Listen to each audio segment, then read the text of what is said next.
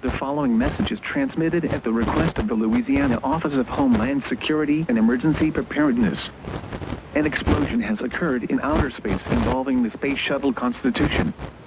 Space debris will be impacting between the states of Louisiana, Mississippi, and Texas.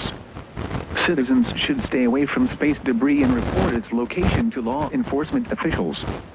Repeat, stay away from all shuttle debris.